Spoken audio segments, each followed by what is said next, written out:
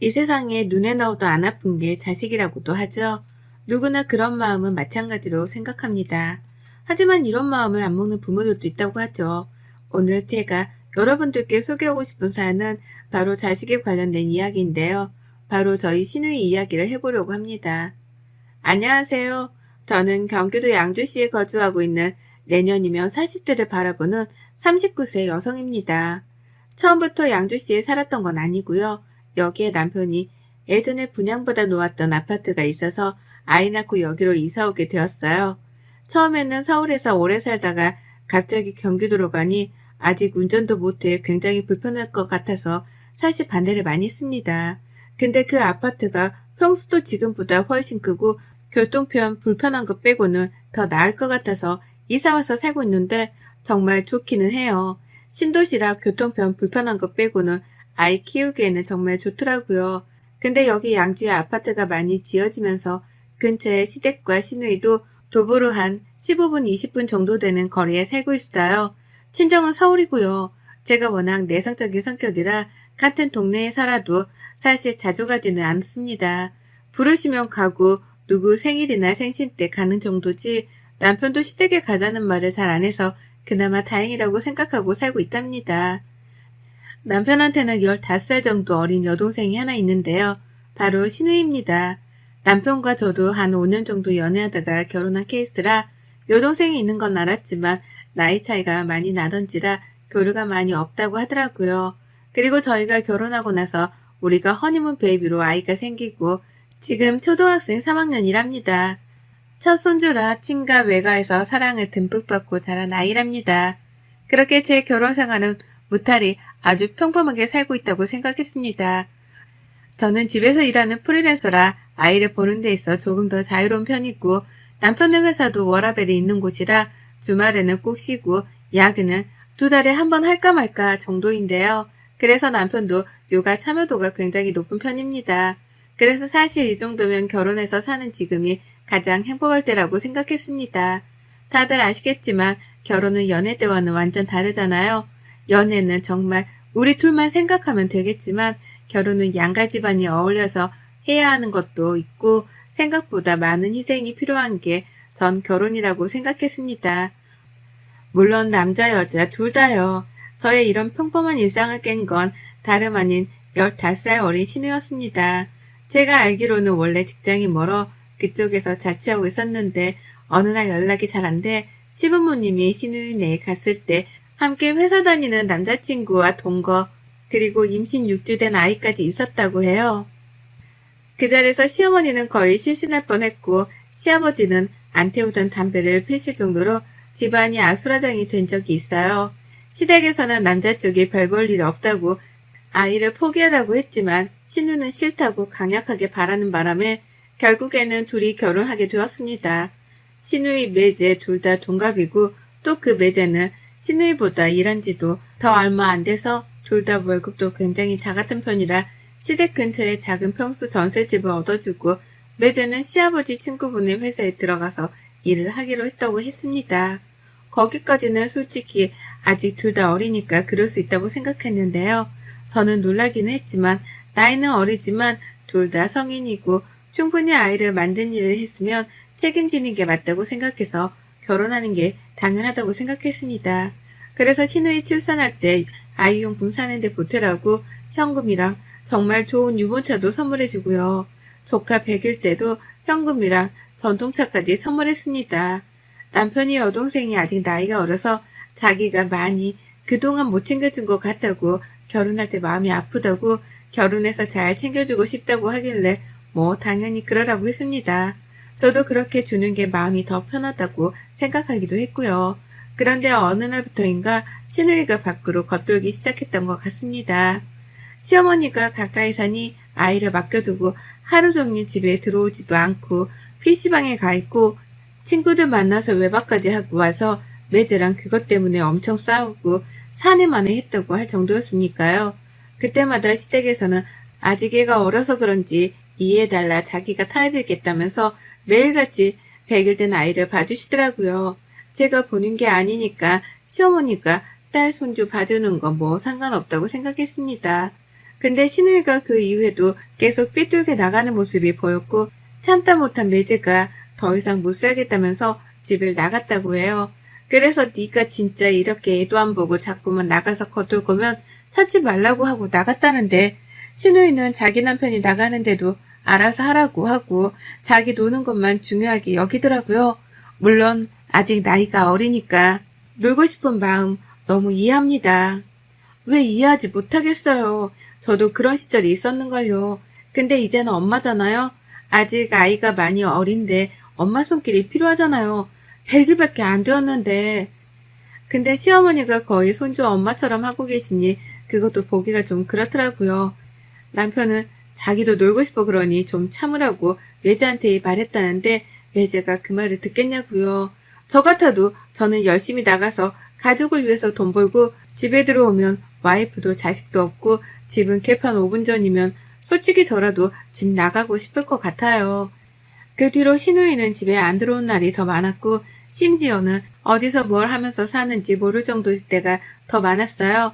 그러다 일주일 정도 지나면 들어와서 애기 좀 보다가 다시 또 나가고를 반복하니 시어머니도 안 되겠다 싶었는지 신우이네 가서 아이를 던져두고 네가 알아서 하라고 왔다는데 또 어떻게 하나 볼까 싶어서 집 앞에서 몰래 지켜보셨는데 신우이가 아이만 집에다 두고 그대로 나왔더라니까요.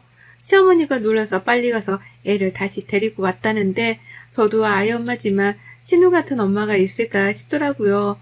이때까지 사실 저한테는 불똥이 튀겠어 싶었어요. 아직 시어머니가 젊으신 편이고 뭐 시댁에 못 사는 편은 아니라 신우의 자식 정도면 충분히 케어하실 수 있다고 생각했거든요. 근데 갑자기 시어머니가 허리 디스크가 파열돼 수술을 받아야 하는 상황이 생기면서 시아버지는 베이비시터를 고용하자고 했지만 시어머니는 그건 안 된다며 남편에게 말해서 제가 잠깐만 봐줄 순 없겠냐 물어보라고 하셨다고 하더라고요. 처음에 저는 저희 아이 키우는 것도 바쁜데 아무리 조카여도 내가 데리고 있는 게 맞나 싶었지만 아이도 너무 불쌍하고 시어머니도 아이 보시다가 그렇게 된 거니 수술하고 좀 나으실 때까지만 제가 케어하기로 했습니다. 진행했던 일을 잠시 멈추고 오랜만에 100일 된 아이를 보는데 둘째 생각도 나고 또 조카가 너무 순둥해서 진짜 찡찡거리며 우는 일도 없더라고요. 그래서 보기가 정말 수월했던 것 같습니다. 근데 아이도 엄마의 품을 찾는지 저녁 때 잠자려고만 하면 마지 울더라고요. 잠투정하다가 잠이 한번 들면 잘 안 깨기는 하는데 자꾸만 져서 물려고 하는 건지 가슴 쪽으로 파고 들어오는데 마음이 짠하더라고요. 제가 정말 남의 일에 관여를 잘 안 하는 편인데 결혼하고 처음으로 아이 사진과 신우에게 장문의 카톡을 보냈어요. 아이가 엄마를 찾는 것 같다. 어린 나이에 결혼해서 아가씨 힘든 거 가족들 전부 다 안다. 그래도 이렇게 집에도 안 들어오고 그러면 가족들도 다 걱정하고 어머님도 지금 허리 디스크 수술을 하셔야 할 정도다. 문자 보면 집으로 들어오라고 정말 마음을 담아서 보냈습니다. 다음날 확인한 것 같던데 답장을 따로 보내지는 않더라고요. 그러고 며칠 뒤에 초인종이 울려 나가보니 신우이더라고요. 내 문자를 보고 좀 정신을 차렸나 싶어서 빨리 들어오라고 했죠. 방금 아이를 낮잠 재워서 방에서 얼굴을 보고 나와서 저보고 아이가 잘 있었냐고 물어보길래 잘 있었다. 정말 순둥한 아이다. 라고 했습니다. 근데 신우의 말이 여기서부터 정말 무책임하다고 느꼈는데요. 저보고 갑자기 그러는 거예요. 언니는 아직 둘째도 없는데 우리 애기 키워주시면 안 돼요? 네? 아니 아가씨 무슨 소리를 하시는 거예요. 아빠도 있고 엄마도 있는데 내가 왜 조카를 키워요. 이제 더 이상 걔랑은 안 살 거고 저 새롭게 시작하고 싶어요. 여기서 새롭게 못 시작하면 제 나이가 너무 아깝잖아요. 근데 아이가 있으면 어떻게 제가 취업을 하고 다른 사람을 만나서 온전한 가정을 꾸리겠어요. 아가씨, 그래도 그건 아니에요. 요새도 아이 있어도 다 좋은 사람 만날 수 있고 나중에 아가씨가 후회할 건 생각 안 해요? 이 아이가 정말 자기를 낳아준 엄마 아빠가 제가 아니라고 생각해봐요. 어떻겠어요, 마음이. 평생 말 안 하면 되잖아요, 언니가. 그건 하여튼 말이 안 되는 얘기고 그렇게 할 거면 나이 못 보니까 데리고 가요. 아, 알았어요. 엄마 낳는 대로 다시 올게요. 하며 후다닥 나가더라고요. 그 이야기를 듣는데 신우이는 정말 진짜 모성애가 1도 없어 보였다고 해야 할까요? 어떤 거에 또 미쳐서 저러는지는 모르겠지만 자기 자식까지 팽개쳐두고 저러니까 정말 엄마의 자격도 없다는 생각이 들더군요. 또 그리고 조카가 괜히 불쌍해지고요. 하여튼 이렇게 확실히 이야기했으니 더 이상 이야기하지 않겠다 싶었고 시어머니에게도 수술 끝나는 대로 저도 일을 다시 복귀해야 하니까 빨리 데려가셔야 할 것 같다고 문자를 보내놓았습니다. 그날 저녁 남편에게 이 일을 다 말했고 남편은 신우이 만나서 진짜 한 소리 한다는 거를 겨우 말려서 다시 조카를 시어머니가 데려가는 걸로 했으니 그냥 알고만 있으라고 했죠. 그렇게 시어머니 허리 디스크 수술이 끝나고 더 이상 저희 집에 조카를 둘 수 없어 베이비시터랑 시어머니가 둘이 애를 본다고 하더라고요. 저는 그대로 이제 신우이도 정신 차리고 돌아올 줄 알았어요. 엄마라면 당연히 그래야 하는 거잖아요. 근데 신우이가 집에 있는 짐을 모조리 싸서 나갔다고 시어머니께 전해 들었어요. 정말 미쳤구나 싶었습니다. 모든 가족들이 매제한테도 연락하고 친구들한테도 연락해봐도 아무 곳에도 가지 않았다고 하니 걱정도 되었는데 시어머니한테 딱 한마디 왔대요. 엄마 미안해. 우리 애기 잘 키워줘. 성공해서 갈게. 라고요. 아니 이게 말이 됩니까? 무슨 성공을 자기 자식을 버리고 합디까. 어처구니가 없어 남편이랑 저랑 시댁이랑 동시에 신우이한테 전화하는데 핸드폰 번호도 바꿔버렸더라고요. 이건 무슨 아이를 보육원에 맡기고 도망가는 꼴이잖아요. 그대로 어머님은 다시 디스크가 터져 먼저 누우시고 시아버지는 매일같이 술에 취하셔서 들어오시고 남편도 괴로워하고 베이비시터만 조카를 볼 수 없는 상황이라 어쩔 수 없이 다시 저희 집으로 데리고 왔습니다. 베이비시터도 시아버지가 같이 보내주셔서 제가 일하는 동안에는 시터 이모님이 봐주고 저녁에는 제가 보는 걸로 이렇게 조카를 키우기 시작했습니다. 처음에는 도대체 왜 이런 일이 일어날까? 나한테 왜 이런 일이 일어났을까? 싶더라고요. 근데 점점 커가는 아이의 모습을 보니 부모님을 선택해서 태어날 수 없는 아이가 무슨 잘못이 있겠냐 싶어서 조카를 저희 둘째로 저는 받아주기로 했습니다. 호적의 문제는 둘째치고 할머니, 할아버지 손에서 자라는 것보다 차라리 저랑 남편 손에서 자라는 아이가 더 낫다고 판단했습니다. 저는 정말 이성적인 사람이었는데 이번 일은 그럴 수가 없겠더라고요. 마음을 먹고 시댁에 가서 조카를 둘째로 입양해서 키우려고 한다. 입양은 거창한 말이고 그냥 저희 집에서 저희 아이랑 동생처럼 같이 키우고 싶다라고 하니 시아버지, 시어머니가 제 말을 듣고 우시더라고요. 그렇게 생각해줘서 고맙고 미안하다고요. 할머니, 할아버지 손에 자라서 나중에 자기 엄마 아빠는 누구야? 하는 것보다는 나을 것 같다고 내린 결론이었습니다. 그렇게 그 결론을 내고 사니 마음은 편안하더군요. 그렇게 아이가 커가는 모습을 보았고 100일이던 아이는 이제 3살이 되었네요.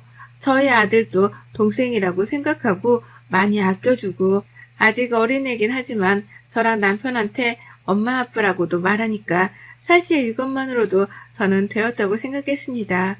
제가 조카를 키우게 되면서 시댁에서는 가지고 계시던 조그만 빌라를 제 명의로 해주셨고 한사코 됐다고 했지만 꼭 받아달라고 해 남편도 네가 받는 게 맞다고 해 거기서 나오는 월세를 받고 있습니다.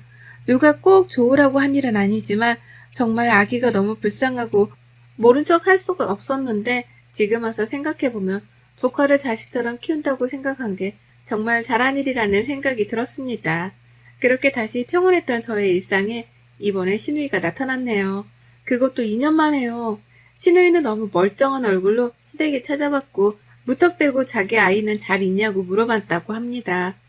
시어머니가 신우이가 왔다고 알려주셨고 흥분되는 마음을 가라앉히고 시터 이모한테 아이들을 부탁하고 시댁으로 갔습니다.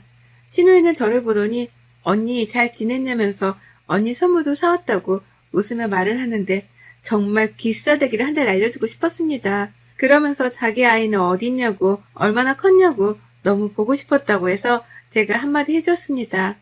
아가씨 아이 없어요. 버리고 갔잖아요. 버리고 간 엄마가 왜 이제 와서 아이를 찾아요? 언니 버리다니요. 잠깐 맡긴 거죠. 어떻게 부모가 자식을 버려요? 그건 버린 거죠. 문자 하나 남겨두고 짐 싸서 나간 걸 버린 거라고 해요. 언니 그만하고 우리 아이 어딨어요? 라고 물어보길래 시어머니가 안 되겠다 싶어서 입양 보냈어. 라고 하시더라고요.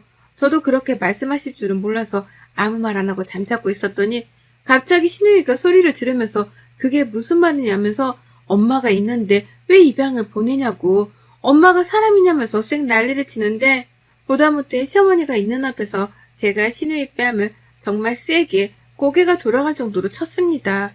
거기는 사람들이 다 놀랐고 자식 버린 어미가 무슨 낯짝이 두꺼워서 이딴 행동을 해? 너 진짜 뻔뻔함의 극치를 넘어섰구나? 언니, 이게 뭐 하는 짓이에요? 라고 하길래 한 대 더 올리며 뭐? 뭐 하는 짓? 너 그동안 내가 오냐 오냐 하니까 내가 호구 같았지? 네 아이 버리고 가서 지금 뭐 하는 행패야? 버린 게 아니라 잠깐 맡긴 거라고요. 너는 애가 물건이냐? 맡기고 다시 찾아가려고 하게. 여기가 뭐 전당포야? 말 똑바로 해?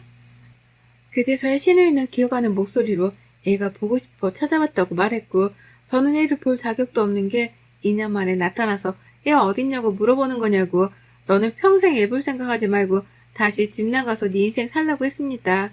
그대로 주저앉아서 울고불고 때를 쓰길래 더 이상 안 될 것 같아 이번에는 변기물을 양동이에 받아서 그대로 신우이한테 뿌렸어요. 그대로 신우이는 소리를 지르면서 뭐 하는 짓이냐고 울길래 너 왜 자꾸 여기 와서 행패야? 너 뭐 깡패야? 왜 난리야 자꾸. 너 나가고 여기 있는 가족들은 생각도 안 해? 근데 뭐 선물을 사와? 얘를 잠깐 맡긴 거야? 여기가 보육원이냐? 언니 내가 그때는 잠깐 미쳤었나 봐요. 너무 힘들고 걔랑도 사이도 안 좋고 해서 내가 잠시 미쳤었나 봐요. 근데 살다 보니까 아이가 너무 눈에 아른거려서 안 될 것 같아. 다시 온 거예요. 네가 그런 생각이었으면 애초부터 연락을 했어야지. 번호 다 바꾸고 그 생초를 떨고 이제 와서 네 어디냐고 행패 부리는 게 지금 맞아? 라고 말을 했고 신우이는 그 뒤로 묵묵부답이라 우선 시어머니가 씻고 나오라고 욕실로 가고 저는 시어머니에게 다시 오겠다고 하고 집으로 왔습니다. 지금까지 키운 아이를 다시 보내야 하는 게 맞는 건지 내가 키우는 게 맞는 건지 도통 모르겠더라고요.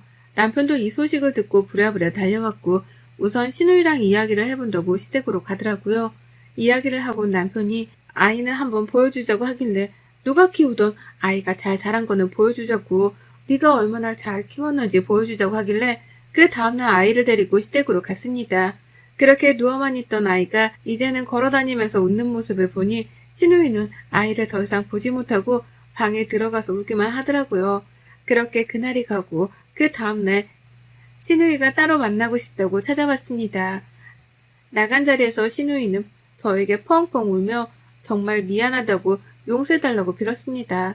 자기가 정말 미쳤었다며 그러면 안 됐었지만 그때는 아이가 너무 믿고 내 인생을 망가뜨린 것 같았는데 살면서 그게 아니었다며 늘 마음속에 아이가 태어난 사진 한 장을 품에 안고 살았다고요. 그래서 제가 어떻게 하고 싶냐고 물어보니 아이를 자기가 키우고 싶지만 이렇게 잘 커준 아이를 보니 자기가 그만큼 잘 키울 수 없을 것 같아 그냥 다시 있던 대로 가겠다고 말하더라고요. 그렇게 하라고 하고 저는 먼저 나왔습니다. 그 말을 들으면서도 마음이 불편했던 저는 어떻게 하는 게 맞는 건지 도무지 결론이 서지 않았고 그렇게 꼬박 밤을 지새우고 내린 결정은 이거였습니다. 아이를 다시 엄마한테 돌려보내는 일, 딱 이거였습니다. 제가 우리 자식이라고 생각하고 키우자고 마음먹었지만 그래도 아가씨가 친엄마고 이제 준비가 되었다면 당연히 부모한테 가는 게 맞다고 생각했거든요. 그렇게 저는 2년을 내 자식처럼 키운 아이를 다시 신우에게 아이가 좋아하는 장난감, 옷 이런 걸 다 건네주었습니다. 보내면서 한참 울었네요. 신우이는 자기는 자신이 없다고 했지만 그래도 지금까지 못했던 것들을 꼭 해주고 싶다고 말하길래 지켜보겠다고 했어요. 그렇게 저희는 4식구에서 3식구가 되었고 저희 첫째가 가장 슬퍼했어요. 저 다음으로요. 신우이는 지금 아이를 키우면서 시어머니의 도움 없이 키워보겠다고 해 혼자서 아이 어린이집 가 있을 때는 일하고 오후에는 아이와 시간을 보내는 것 같더라고요. 지금은 둘의 시간이 더 필요할 것 같아 저도 신우이한테 연락을 안 했습니다. 아이를 보내고 한 2주 정도 후에 외출했다 돌아왔는데 저희 집 앞에 큰 소프박스가 있어 집에 와서 뜯어보니 신우이의 편지였습니다. 아이가 밤에 언니가 들려주는 자장가를 흥얼거리는 것 같아 많이 울었다고요. 잘 키워줘서 너무 고맙고 마음을 담아서 아이의 사진들과 자기가 손수 만든 그림을 보내왔더라고요. 처음에는 저한테 벌어진 일이 너무나도 감당하기 힘들었지만 그 일이 있는 동안 많이 성숙해졌다는 걸 느끼기도 하네요. 그리고 신우이가 저 때문에 많이 철들었다고 시부모님이 늘 고맙다고 하시니 이걸로 되었다고 생각이 돼서 가족들 모두 잠든 밤 저 혼자 좋아하는 맥주를 마시며 사연을 보내봅니다. 사연을 봐주시는 모든 분들께 감사 인사 전하며 가정의 행복이 늘 있기를 기도하고 기도합니다. 여러분의 생각은 댓글로 남겨주세요. 오늘도 시청해 주셔서 정말 감사합니다.